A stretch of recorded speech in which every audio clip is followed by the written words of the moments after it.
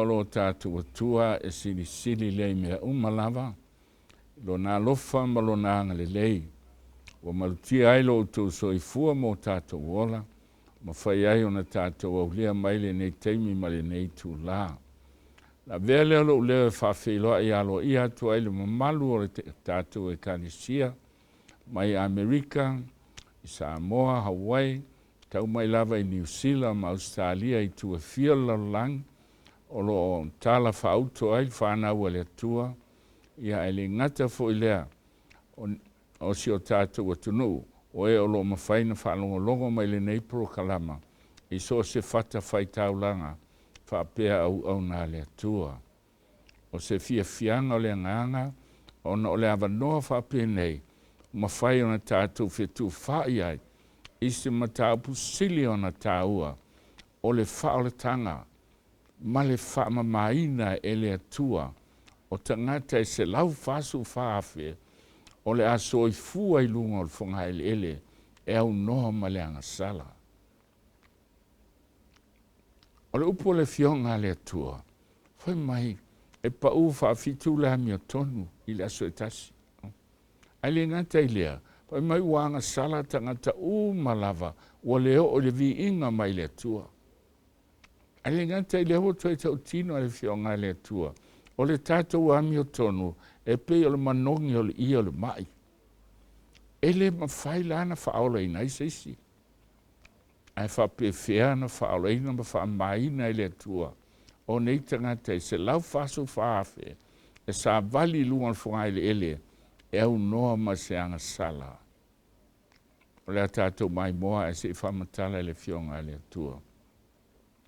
O na po nei amatai whamsinonga le ainga o le atua. A whai fo i mua i tātou se ale ngā taanga o e whaalonga tai de tala le lei a le atua. O na po nei na amata mai le tasi balu whawha o le whamsinonga le whiau angelo to tolu o mai le tu asa le whamsinonga. Al whamsinonga o e oti whalinga sutasi whamsulvalu. Peitai, wa sau o uma e oti ai pai mai lo i e ola so lo ma le fio mai o Yesu. Le ala ua tātou iai le taimi le nei. Ua tātou au lia mai le whamsinonga o e ola. Si sila i tātou mtaupu o tonai, e te mautino ai, o le lua afe sufitu na amata ai. O wha solo mai ai le so, ai amata i le ainga o le atua. A wha mele fionga le atua, a whai mo muai ai tātou, se ala ngā taanga o e whalonga tai le tala le leiolo tātou atua. Ai sea, le mea e alaina le whaalaina le au ami o tonu. E le anga o le tātou ami o tonu, e le tai lava e whaolaina i tātou. A whai meile la fionga le atua, se ala le ngā taanga, o e whalonga tai le tala le lei. Tala le whiau muli a le alu nei. E le aise whiau silina ita i aisa tani. E o mal whiau angelu i e to tolu. Whalinga su whafa upu e ono o su malua. Le anga o le whiau muli a le atua. Whafonga i upu e su valu. O le tusi a leo pe te rua tau tala i whamsinonga o eola. A whai fo i a toi na le mawhai na whaoleina o le amia tonu. Toi le mawhai whawhea. E mana o mia le amia tonu e Yesu e whaoleina ai. Po i whea tu mai ai o le whaale matao, ma le anga sala. O le nei, o i tātou o tinga aina e tusa ma le whingalo le atua. A ua lavane e manatu, e te whawale, ma e alanga o whaoleina o e na whaoleina le oe. E te tinga aina. Ai se alanga e lua mea alofa ua o mai e le atua. I Filipi mtaupu mo mofa upu lufu riva. Pai mai ua foa i fuaina, e lena ana whatua tua i hateia, a ia whatinga aina fo i tātou. E tinga aina ai sea, whafonga, o le whatua tua, e mau ai e tātou le ola e whabau, e le fsiniel nā mea, e au noa ma se ngā luenga, au noa ma su tātou le leipo ni mea tātou whaia. O le mea foa i fua le atua. Ona sau nia le atua tātou. e pei o le o mea I lima po a ao o whaipu o mea. E ui ti ngā mawhita. Ina ia fōlinga hei tātou I le atua. Aisea, ia tala whea ngai tātou ma le langi. Ale ai, tātou te o atu a le langi whamisa I ai mwhelo to le angai. Batau ai, e peia o na whaia le lalangi. Na saunia le atua. O lana me alofa o foa I fua le ola e whavau. Ai saunia tātou ia tala whea ngai ma le langi.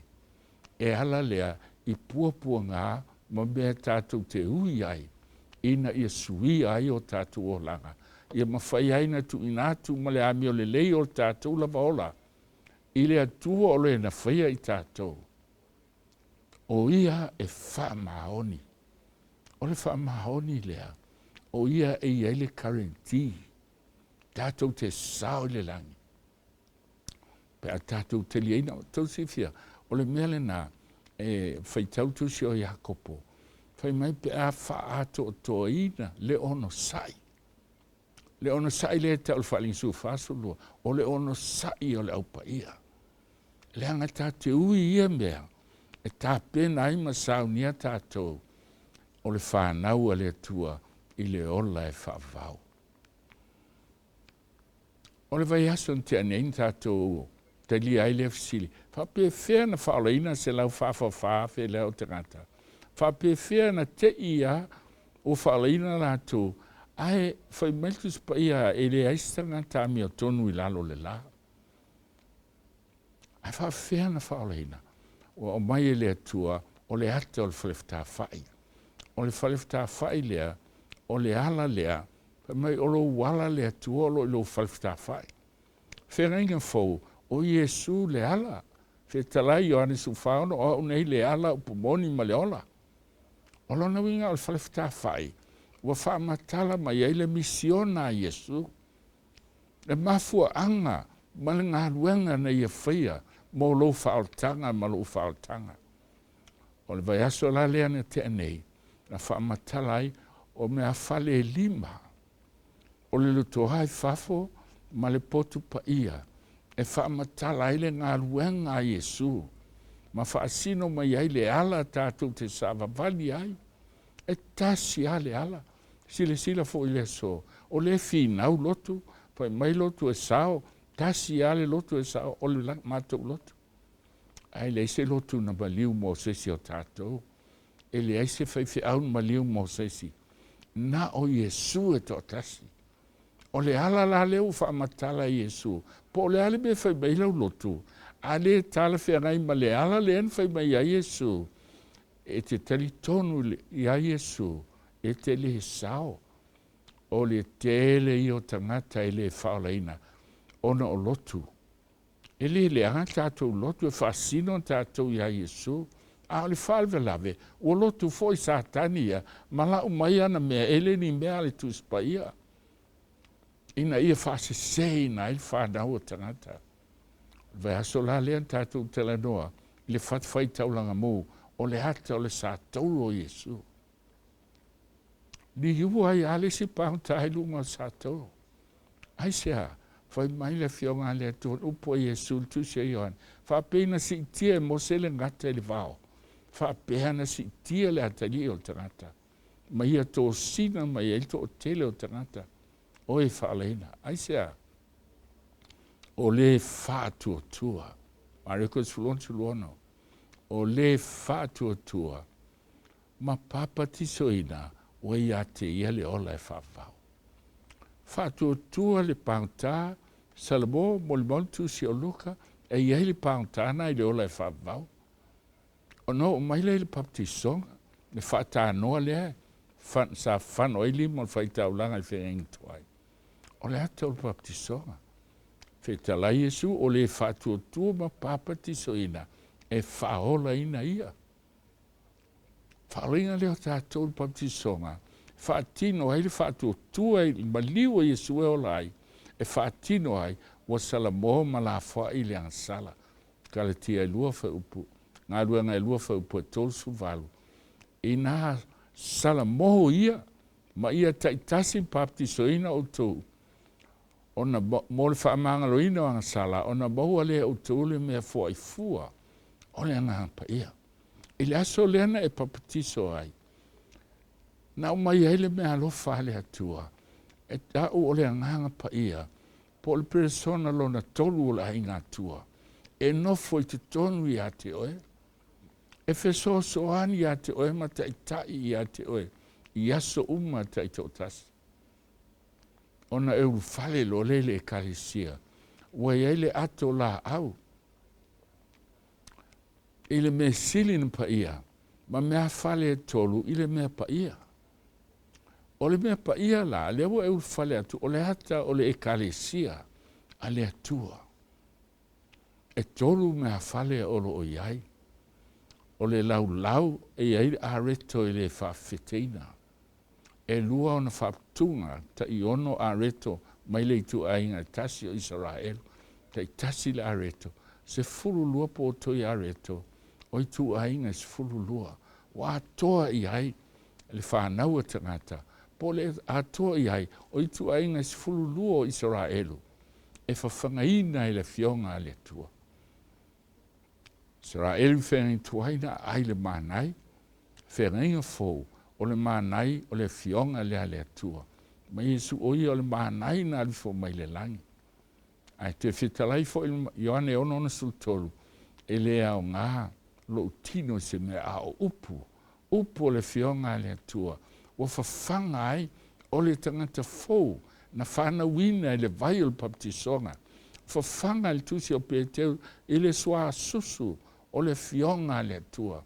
Se o na tupu maola a mai le malosi ai whaui e le atua i te tonu o tāuanga mati ngā mga luenga o le hata o le tuunga la mepa o le mōli mau o le tasi e whawhanga soani ngā luluele a nganga pa ia ma le fionga le atua i le whausia o le tangata i te tonu whawhanga ina i mea ai whale langi le fionga le atua a fu o le nganga pa ia a tuunga la me pa fitu o whaamatala ai le moli bau i le suinga o le o langa o tangata.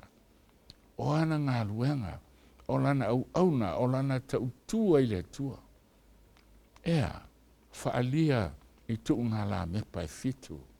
Lea lai so so o el tātou mta upu lea i lea so, sisilo. Tuunga la me pa fitu, whetalai Yesu, wa ya te au moli mau sili a Ioane. Wa ngā luenga le tu ina mai a te au ta mai o whamu. O ngā luenga lawa ia o te whaia. E moli mau mai a te au. Wa awina mai a o le ta maa. Tu ngā la me pai fitu. O le ata o le moli mau. O le moli mau i ngā luenga. Moli mau Yesu i mea na ia whaia mo lo whaotanga mo lo whaotanga. E moli mau tā ua. I leo langa au auna i le tua. Ma le tautua i le atua. Sisila foi. Au tu lai Yesu i luma o Pilato. Feta lai Yesu. Fai mai leo Pilato ia te ia. O le nā foi e te tupu ea oi o fisili. Ai ua tali Yesu. O lea lava o hao le tupu.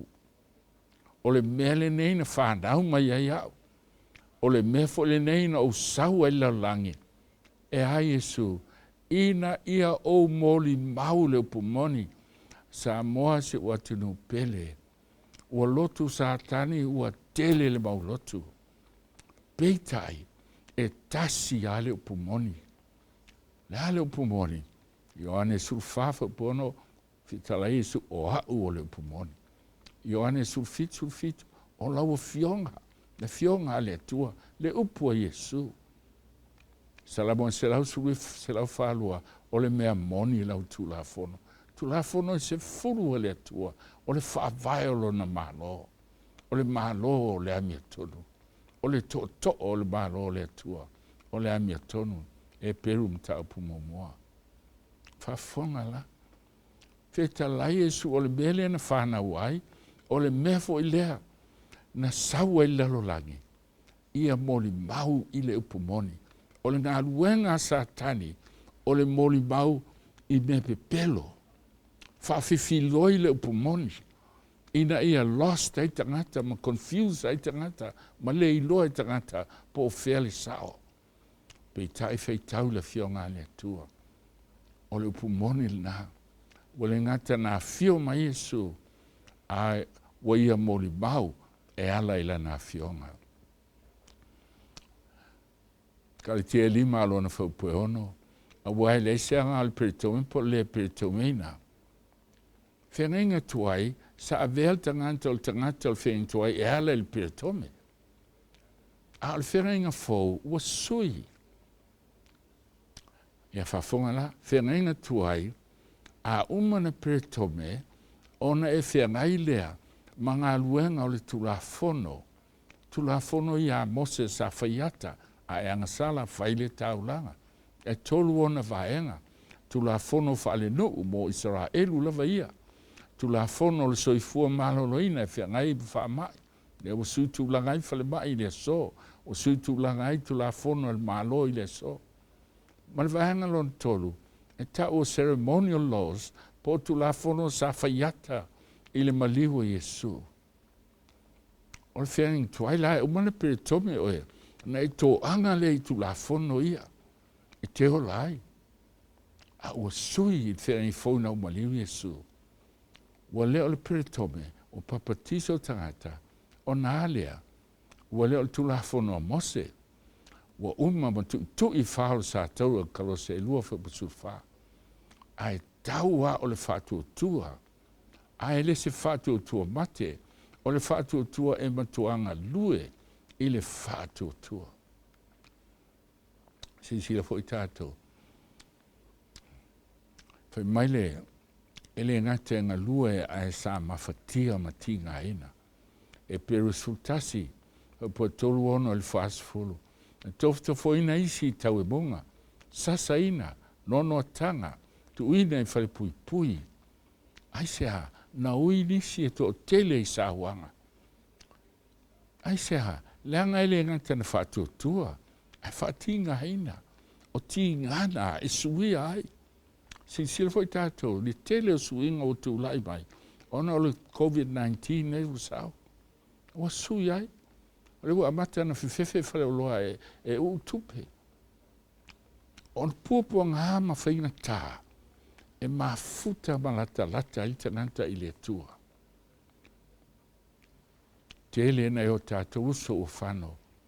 Tau e munga le ulo tangata peia ona po nei. Sasaina. No tanga mtu wina i whale pui pui whafonga. Oisi whetongi ba.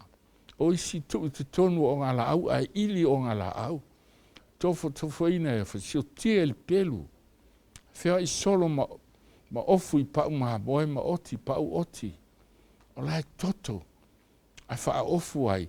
O na tuli le man whi ai. O mativa i la tau mpopo ngā tia mwha sauno ina. E ka le sia ele ni puapua ngā me ia tātou te ui ai.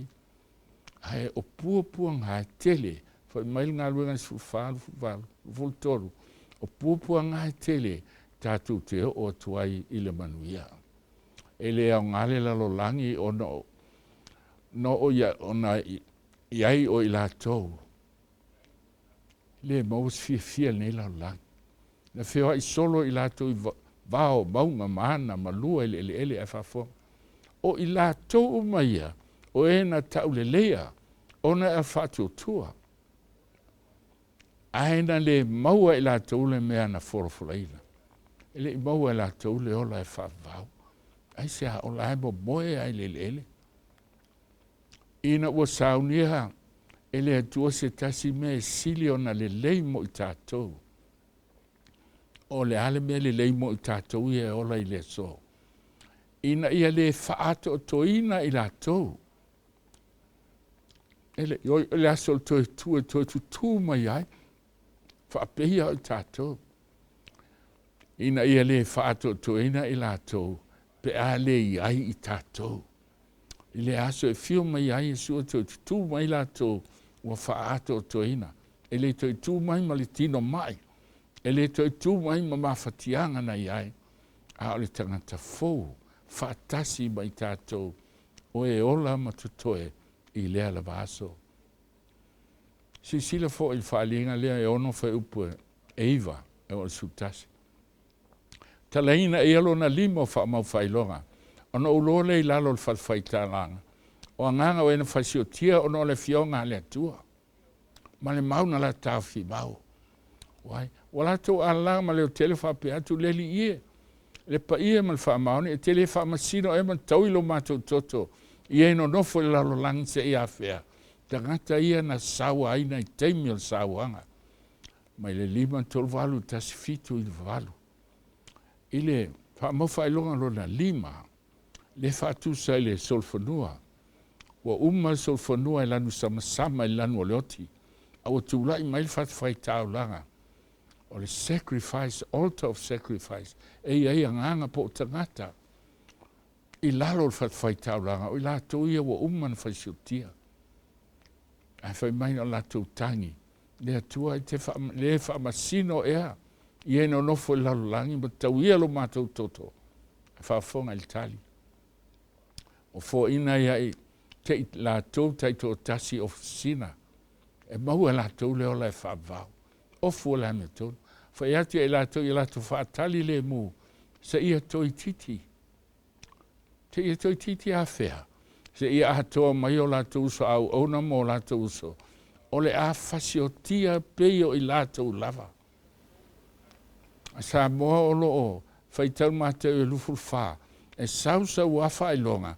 Ai whaau i pua ngā. Ma tau tia. Ele i whaapea taluna i eita ngata il whonga ele ele. O ai lai whaatali e ele whaato toanga o ia tangata. E whaatali se i umana whasiotia fo inisi o tātou.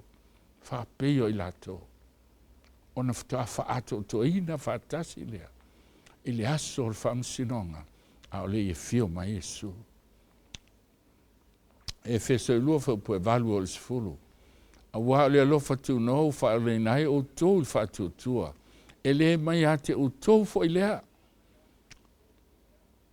A o le whea, o le mea na fo ina mai e le atua. E ala na wha o le ina tātou o le mea alofa, o le alofa tu noa, e fo ai fua.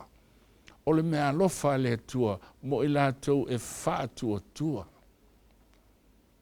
I whaafonga e whapua ai. E le ona o ngā luenga. E le on tātou mea na whai, e le lei, mafu aina whaalaina i tātou. Aia, a wā o lana lava ngā luenga i tātou, na whaia i tātou i ake riso Yesu, ina ia whaia ngā luenga lei, saunia na mua i le atua, ina ia tātou sāwa vali ai. Whaia le tangata le vaalele, e lele, a le lele le vaalele, e le se vaalele, o le vaalele e tūtū. Ai, o le meta o le vaalele, e lele. Na whaia le atua le tangata, e whaia ngā luenga le lei. O le whanau la le atua, e fia ngā luenga le lei. E leanga, o le mena na whaia i la atua le atua. A saunia na mua, ina ia tātou sāwa vali ai, ma tātou wanga le lei ai, ma tātou whaia ai mea le lei. E fia i ai le atua. Ma mea le lei e whaola i nai nisi o tātou uso a tangata. Whafonga le upo le apostolo i a kaletia vale ai. Oi e ana ia pelongia o tau. Ina ia le ana o tau le upumoni. Le ale upumoni paulo o le ana ia i kaletia ma lau ele vale a. O tūsia ia te o tau i o tau lava luma. O Yesu ke risa o whaasata reina. Mai la apostol, Yesu le whaasa tau roi tau luma, na tau wa ai, o le amio tonu na mai le tua, o te tongi ai le anga sala tātou. E whaawhiana o tau le ana i ai. O na al mea nei o te fia i loa i a te o tau. Pena maua o tau le nganga i ngā ruenga o tu la fono. Po le whaalongo atu, i le whātua tua. Whawhena whaalaina. Whaalaina i ngā luenga o tulafono i a mose. Pe anu whātua tolu vaenga, sa lato whaia maustai ai. Pei tai ua o mai nei le amio tonu o le atua. Ele o ngā luenga o tulafono. a o le whātua i a Iesu Kiriso. Na lātou maua, e ala i le tau longo atu o le a fionga le atua, whapeia o na tātou whalonga i le so, ma le nei tu la a fola le fionga le atua. Tau te whapea ea o na vale lea. Na amataina o tau le anganga, pe whainu nei ea o tau i le tino. Oi e whaoleina e le anganga, a te whai wai o whaltino. E tele tangata e tele tonu, whaoleina i le whatua tua. I le maliwa Iesu Kiriso, sau papatiso whaoleina o le whatua tua, papaseina e whaoleina. Whai mai leo nisi, ona fo ina mai lole le anganga, pa ia. E so soani e saunia o e mo le langi. A e le ato o toa. A ua fio mai Iesu pe o mai leoti. E te le sao. O ia a mate le nganga. A te whai uae. O te suele o le whavau. I o tātou a ngā ruenga. Hoi mai a apostolo o tau kalatia nā vāle te tele. A ua i lātou uma o e whaalangolango i ngā ruenga le tula whono. O whanoina i lātou. Awa o tūsia i e whaafanoina i lātou uma o e le tū mau. E mea uma lava o tūsia. O tūsia, le tūsi lena tūsia e mose. O tulafono, e ta o tulafono whaiata. Po ceremonial laws. Ma ngā luenga uma le nā tulafono. Sa su e i uteia le amia tonu. I le tūsia o tulafono i e whaia. O tu i nā mea uma i le whao. I Calvario. O le to e tau ami o tonu ina i tātou. A ua i loa le leie le tau ami o le se, tau ami o tonu ina se tasi, i lumo le tua i tula fono. A ua e i loa le tangata ami o tonu, i le whātua tua. Whātua tua i Iesu, e le o ngā luenga. E le o le, whai o ngā luenga e po tula fono mose ia. Sa faamamaina ai le anga sala fasi le manu. O lona toto e mahangalo ai, le ai, o nā mea sa whaiata il maliu o Iesu. A o le so, vi ia le tua, o le ami o tonu o le tua, e ala lea i le whātua tua i a Iesu Kiriso. Period. A o le whātua tua ola, kai mai e matuanga lua le whātua tua, matuanga lua i le lofa, kare tia lima whaupue ono. Ona maule pe te mua, tau mua po tō mai whaftaia le tuol ta mahal tātou li o Iesu Kiriso. O le na whanau fōwina i tātou, ona o lo nā alofa tele. Ina ia i ul whamua mea uola, ili toi tū ma Iesu Kiriso na ia uoti a whafo. O le mea alofa le tua ma lo nā alofa. Na amata i le teimi na whanau fōwina i tātou, ina o tātou ta lia Iesu a vea mo tātou whaola. I lona alofa tele, e tau ai le whamoe moe uola, awhea, i le toi tū mai o Iesu Kiriso, na ie uoti. E le alu motu, ai, tau ami o tunuina i tātou, e tau lava, i le aso toi tū Iesu. Ia iu le tofi e le pala, e le aise le ango iai, e le mamae lava, o lo teu le langi, mo oe mau. O e o leo lo ina le mana o le tua. Tātou, i le whātua tua.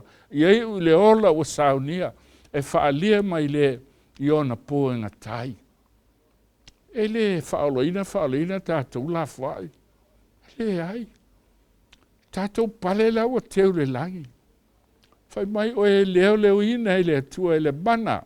E ngā paia o le tua. I le whātua tua. O lona winga, o aso uma, e te ola ai ma e whawhetai le atua, e na o ia e whaola ina ai. Se le testa ngata, e whaola ina oe, ia o ina iloa. A e le iloa po o whaola ina oe, e te oti. E le se whātua tua na mea, whapewhena e whātua tua, i se mehe te le iloa.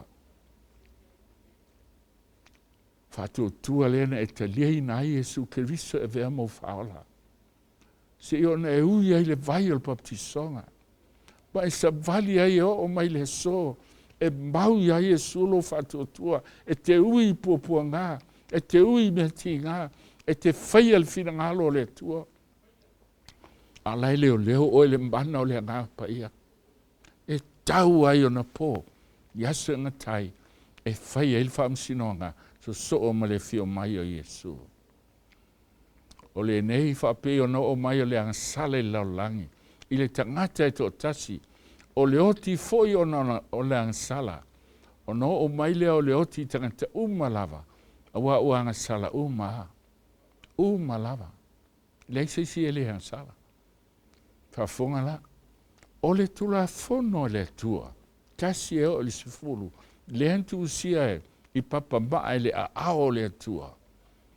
O le tula fono fai mai Yesu, ma te ilima sufitu, e mawai ngō fia le langi ma lau langi, e le vale se fasim te tusi, aisea, langa o le whaavai o le malo le tua. O le tula fono na le tua, e whaalango lango iai, le langi a toa. E usi tai uma iai a ngelua le tua. Langa o le whaavai o lona malo. Ina uanga sala le tangata i e tena, mo mua le Ioane tolu fa upue wha. O le anga sala, o le soli lea o le tulafono. Le ale tulafono na soli a tamu, ua le usi tai a tamu i le atua. Tulafono la ia se fulu. Whāto atu sia i le maunga ma ave le atua i a mose. A o le anga sala, na anga sala al tangata i le amatanga. Ua ia solia al tulafono le atua. O le tulafono e ilo aile me ta o le anga sala. Tulafono momua. Au e te whai mo oise tua ese. Ua atua eva i le ngata, ua whaasili le ngata ilo le atua. O fasili a tamula na va o eva i lo le usita i le atua. Roma e ono sfulma le lua. O le tau te usita i o ia le na e whaima ma tua i a te utou. O ia le na tau te usita i ai. O ai na ona i ai ma a tamo.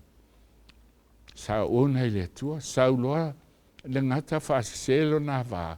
Ia na lua tua i ale i le ava. O le sili le atua o sili le ava.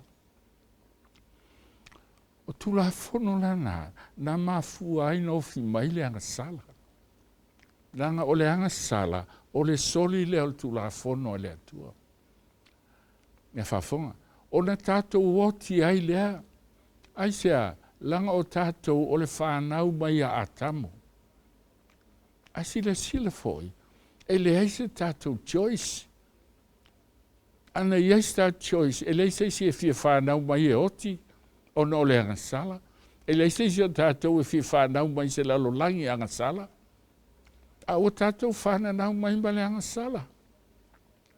E mai tāwita na ol manafa o lo tina ma le anga sala. E o ai a Samoa, e whaile upo a Samoa, se so o al mo sope, el mo sope. Ai sea, tātou te ola i folafa ua i ai le anga sala. I ai tātou. O le eso tātou whamoe moe. O le pepe, ele i noa le pepe, faise anga sala. Ai whanau ai ale pepe, ua iai le anga sala. Le anga sala na tau ave mai i mātua. Luto ita le ta mahaloa te vai, luto ita fo ilo nā tali. E mui le fine te vai fo i mui lan tama, pe a mātutua. Tau ave mai. Whapea lava o nā lofa mai o le atua i laulalani. Fili lo le tua. O le a awina mai lo nalo. Nā fio mai lo le o Yesu. O le a tamu lo na lua. Ua maliu e te tonga i le anga sala a tamu. Ai talu ai o tātou o le whanau a tamu. O le ai le anga sala. A ua iai le choice. Ua iai le right a te oe. E te ola ai. Mua le teimi ai le fio mai Yesu e le eiso tātou right. Na o la uma oti pei a me ola se itulou. Ai na ua fio mai Yesu. Ua mawhai ai ona iai lau choice. Ioane tolu whaipsuluona. Hapea lava nāra whamau le tua. Ua ia fo inga mai elo nāro pele to tasi. Ina ia le whano se tasi. O ai e le whana. O e whātua i a te ia. O i ai le choice. E te whātua i a Yesu. Ma e mau ai le ola e whawau. O lisi a tamu o hoti ai tātou. A lisi a tamu o mai a tātou le right. E ta lia il whātua. Ma whaina e uru whale atuai i le langi. Whawhawho le Samaria ngā lei. Anwa tule, whamtala i Yesu whata oto lea. Tangata ua manu al Samaria. Uiane le whaitauronga. Uiane vai ai fefe alu a tiai. Uiane le tangata o Salvi. Vai ane fefe alu. A tiai as tangata lea manua. Sau loa le Samaria ngā lei. O sau, o vai atu le mawhatia. Ua tonga fiti o na manua. O tu lunga lana banu. O avel fale talibano. Sa mo le ata o Yesu. Tātu o mawhatia i le angasala. Tātia i le o tele.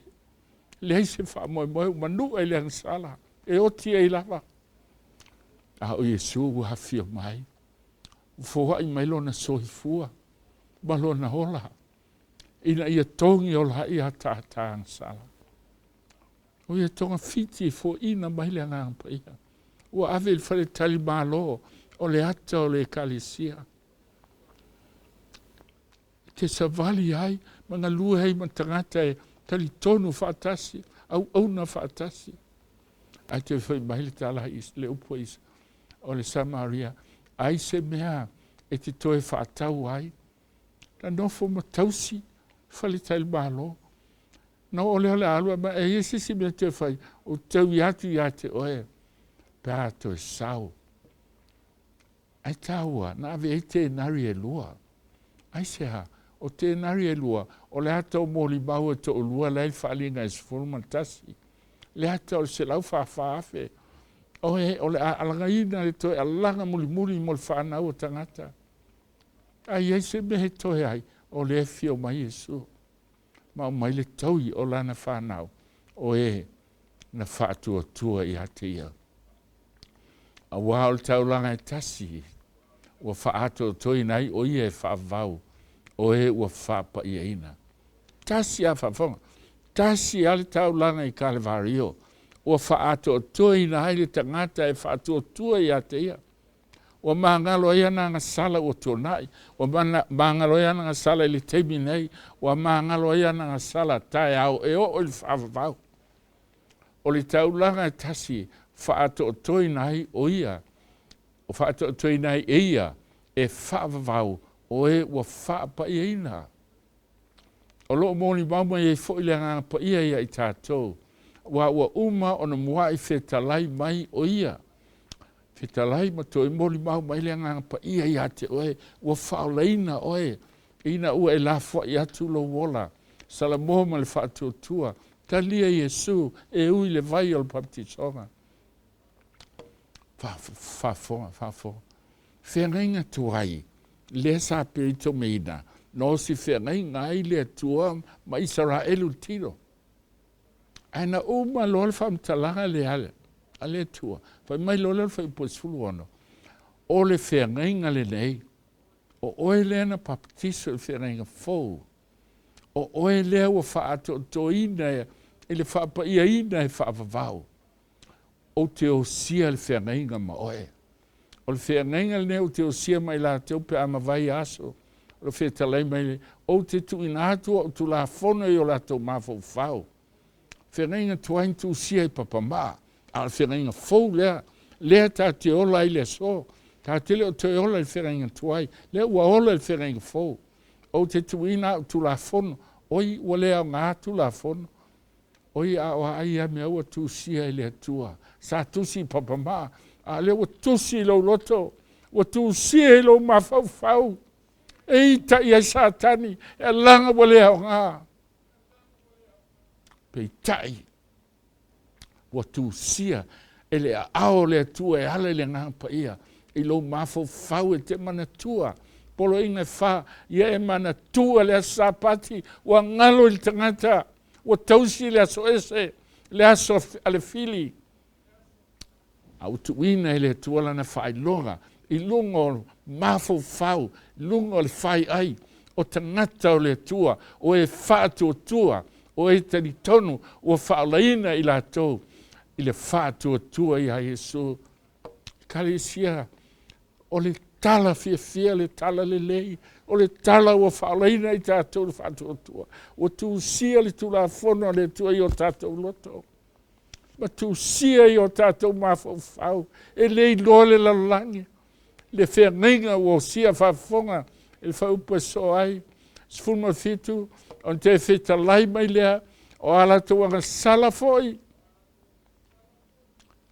Ma o la tu soli tu la fono, o te le toe mana tua, o whangalo e lea tua. Aiha, o sila lea tua, I le amia tonu o lona alo Yesu, e le aiseanga sala e tasi. O wha ofu ai oe, makawa ai oe mau. O le nei, o le mea o iai le whamangaloina o ia mea. O le to iai se taulanga, mo le anga sala. O umana whamangalo. E le taulanga e tasi no foina I Calvario. O maangalo I anga sala anadafi, le so e o le whawau. O le nei usoe, whai mai lo lea. O le nei so tātou saoloto e ulu, o atu me sili na paia, ona o le toto Yesu. Whenga inga fau lea whenga tuai sa ngata I whafo. Al whenga inga fau na umaliu Yesu, na te tala ile ia pui pui al malu. O saoloto nei le tangata whatua tua ia Yesu. E ulu atu me sili na paia, le langi. E ala I le whatua tua, ona o le toto Yesu.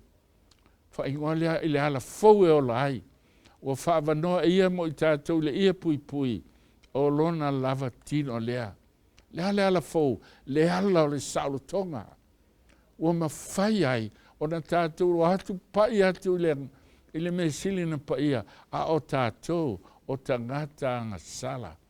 Sila fo, I le whaupulava lea. E luas foro. O le ala fau, e sau whaupu e suluiva. For my Britannia, by a new and living way, which ye have consecrated for us through the veil, that is to say, his flesh. Menana sailway naile ia pui pui. Sila, whaupu e sulvalu e selon tau. O le nei, o le mea o iai whaamanga, o le to iai se tau langa moanga sala. Aisea, ale o mana maliu Yesu. Leo mafua tātou saaloto. E ulu atu me sili na paia. Ona o le toto Yesu. Le ala o le saalotonga. Leo o tātou saaloto ai. Le ala fou. E leo le ala il whenga tuai. A le ala fou. E ala il whenga fou. Sila foi tātou. Le whale whita whailea. Ta uamia tonu wina oe. La uamia tonu. Le ana mafuaina e baptisa pa whaola inai. Nei la asia lea. O le mea paia. O le hata o le ekalisia ia whafong. O le ala fau lea. Nangata ina ua umana baptisa oe. O na tia iloa lea oe le anganga paia. A ele ato toa I te le sao. Sa moe le ai. Tasi ana maliu Yesu. Wakawai tātou e o il whaavau. Sila. O le ala o saltonga. O tau a mio tonu inai tātou e tau ai le fio mai o Yesu ma le ola e whaavau. Le mena o whaia e le atua. O na wha solo mai lea.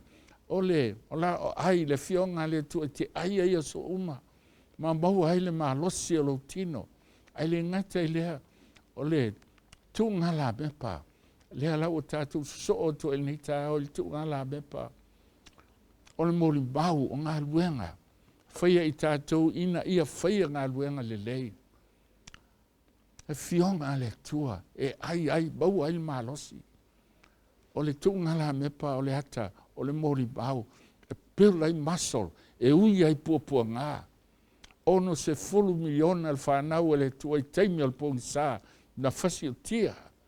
Ana mū lau, bubu lau lato o la mepa, o le moni bau whaapei o Yesu, e o lava i le oti. Ona wai ai tātou leo si tauranga siri e pule il fale o le atua. Leo tātou i fo i le peru. I nā tātou lata, nā tātou faaolataga o tuia ma le loto faamaoni i le faatuatua ua mauti noa lava i me silin paia. Ua sausauina o tātou loto na i manatu ifo ua leanga. Ene i aisi nau masalosalo. O oe o tangata leanga e le mwhaina e latu i lumo o sātoro. Le ai, toi whamanatu mai le tua, ma fau le toto Yesu na sausauina mo oe. Wan whaiaina e luatu ma le loto whamaoni ma le fefe, ma lo bauti noa le lei. Ua whata e le ina fo i o tātou tino, i le vai manino, le vai o le baptisonga, na e ui ai, o whaamabaina ai oe, e le tua. E nā tātou tāwhi mauia e le whaamoe o tātou tau tino atu. E au noa ma le fefo i ai, au ai whaamaoni, le na folo ina mai. Mai le tua, ua mausa le whaamoe. Ua tātou tau tino tua i luma o le tua.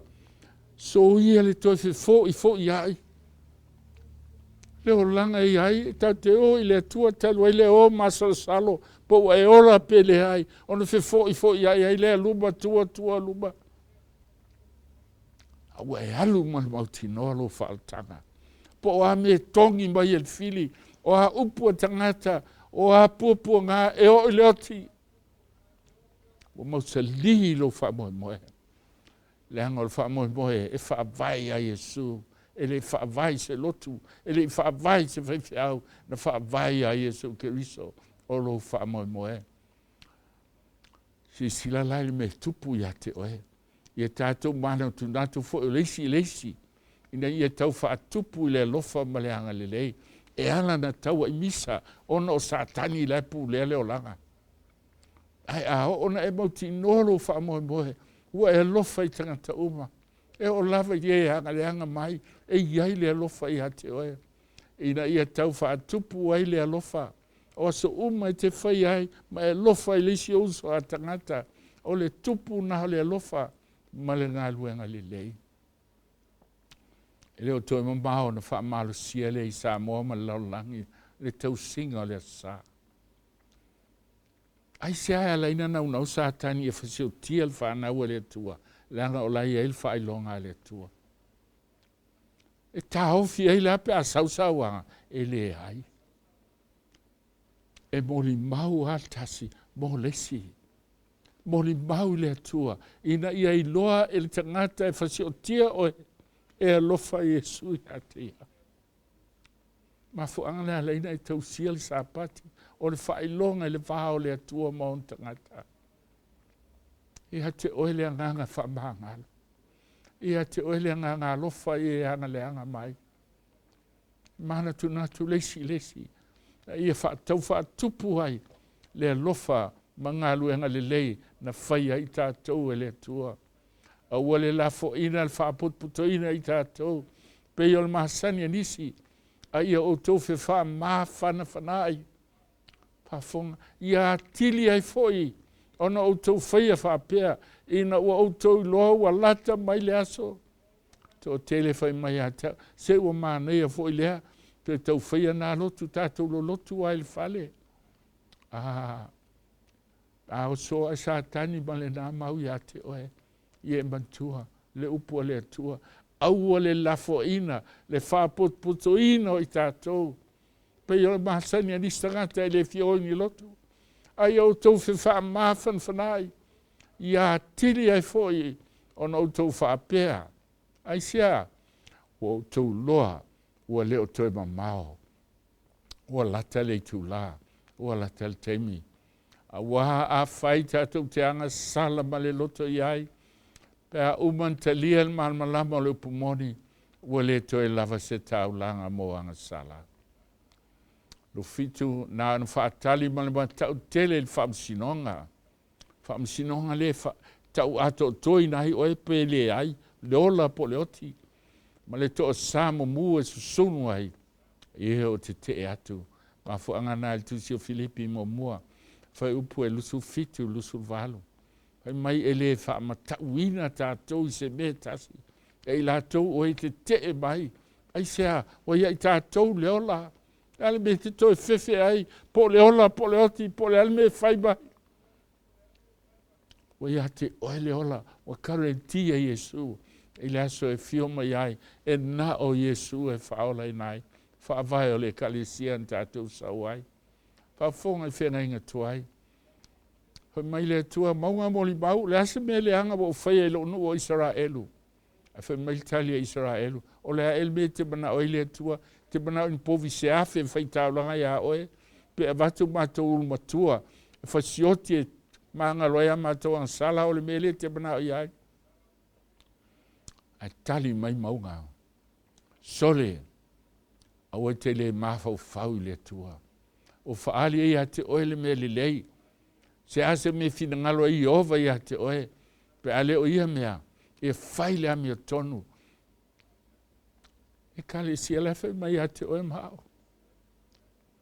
O iai le ola e wha vau yo lima. O mausa lil wha moe wa karentia Yesu. Paul memba na oe le atua. Fai le ami o tonu. Ia nau le alofa. Ma ia I lofe o I malo tua ma le loto wha maulalo. Ma natu e sili nisi malava I a te oe. Whai taul Sakaria tolu. Yo sua ofu ele lea. Fi nau sa tani ele sao e angasala. Whai mai le tu avatu ele ofu sina. Whai e ele pulo. Whai ele ofu tata pole loa. O le amia tonu e kiriso. I le aso e tasi. Fam sinonga o e ola. O le ata, o le tangata. Amia tonu. Ai pe il bandongi al I el mai lona. Lana whātua tua. E le mawhaina whaola I nai. Mai le tua au mai le ofu. Le amia tonu alo walo. Wha ofu e a te ia. Ma whaato toi nai o ia. Wal taulanga e tasi e whaato toi nai. E whaavavau o e ua whaapa I eina. Whaafonga. E perisuluho mo o le nei lātou fwoi o vangai e whaaptonga e matamat whaapianto o tele. I nā tātou tu e se ia o mea mamafa uma. A tō maleanga sala e whaalavilavi ngō fia I ai tātou. Aia, tātou tau whetuli ma le ono sai. Tau whetuli ma le ono sai wa leo toi mamao.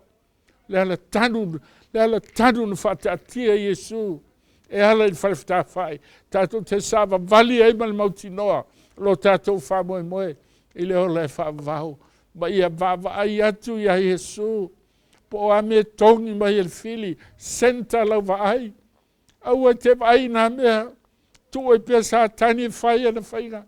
Tu e pia ana tai whau e ou. Tu e pia me leanga umo e tau ai oe. Ai e va ai ai Yesu.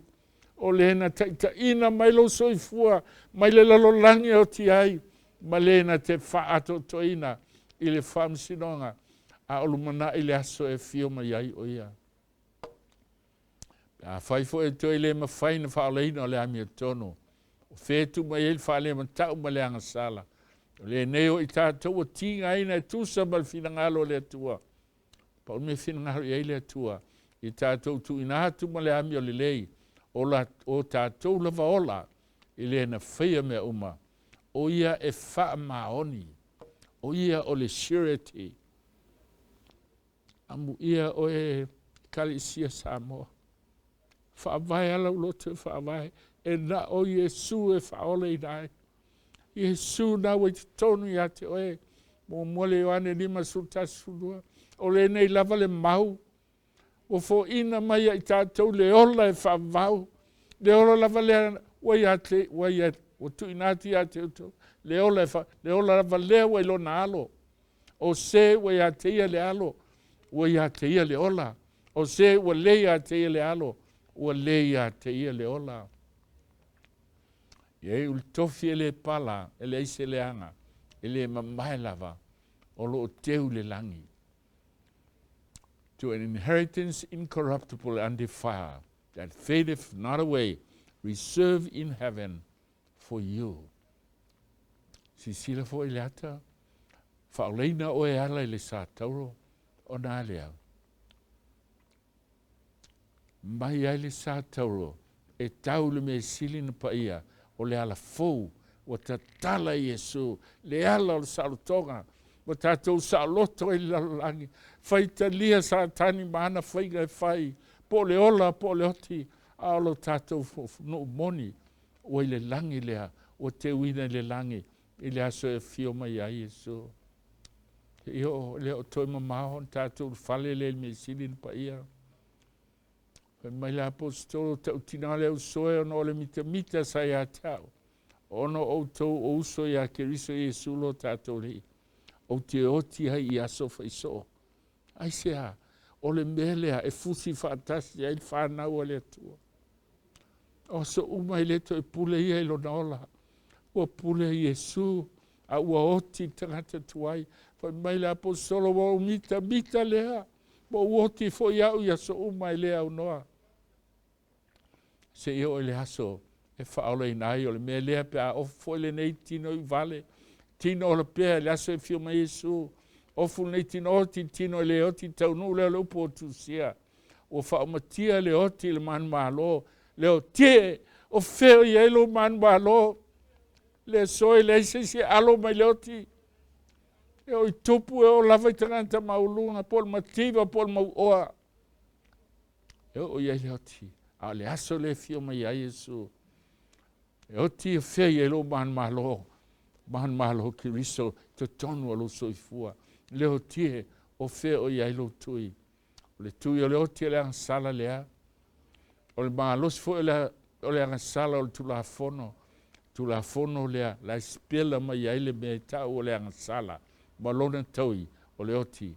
Ai whawhitaia le atua o le ena tuina mai a te tātou. Le manu malo, tātou manu malo, whawhen manu, ona o lo tātou li o Yesu Keriso. Te manitua le Ioannes Furono Tolutolu, mai le fionga le atua. E ui o toi popo ngā laulangi, ai tau loto tele, ua o manu malo i laulangi. Sila foi. Le hata lea o Iosua le whaitau langa sili. Peste o la nami tonu e palpala, pe ia o e mao. Me uma tātou te whaia mga aluenga, le lei tātou whaia, e le mwhaina whaola i nai tātou. Ai ona o tātou na whausia whai ngā aluenga le lei. Pei tai ona o Yesu malona maliu. O maa ngalo ai tātou. O maa ngalo i fo i o sua lea le whaitau lang sili, sa kāria tōna. Ona halea. Le hatele na o tātou. Tātou te ui le kalisia, tātou te ui le vanu, e ui le angasala, e le lalolangi angasala. Pei tai, ua faamamaina tātou. Tasi ana maliu Yesu, ua faamamaina i tātou. Te fui o le tātou. Le aso na italia Yesu pei o le pangta.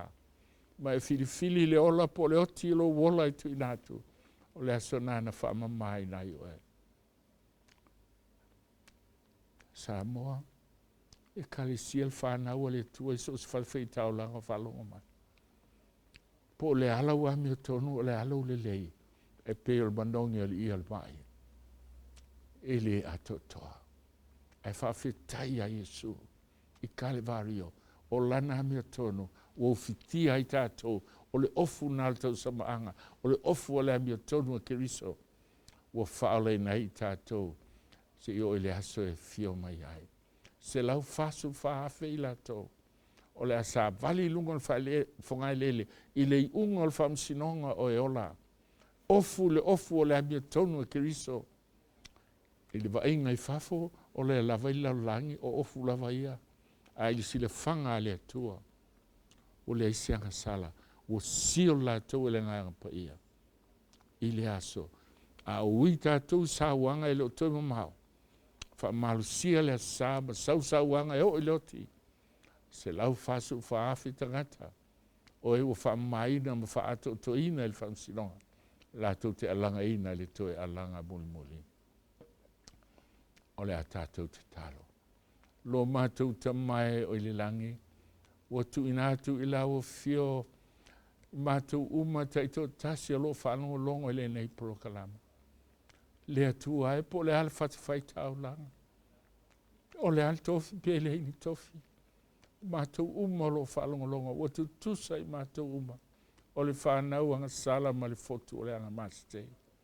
Ai whawhetahi le atua, whawhetahi lo walo Jesu Keriso.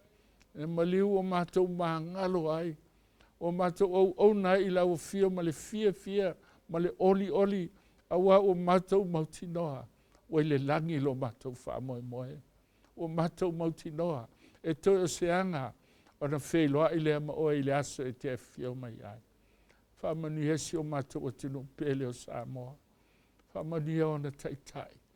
Whamanuhe i la tō tuimtangi oro i le ta wha ma le ta wha. Ma te tuana o mātou so Samoa o lo i lunga o waa o fia fo i le tado. Alofa le tua pai atu ia i la tō. Pai atu ia lo mafutia. Wha fia ina ma mai le oli e wha vavau. I lo mātou mauti noa o lau wala au. Sauni ai mātou mo mātou ainga. Mo le asu tele te fio mai ai. Vi ia lo suafa Jesu. Ia vi ia lo suafa e wha vavau lava. Amen.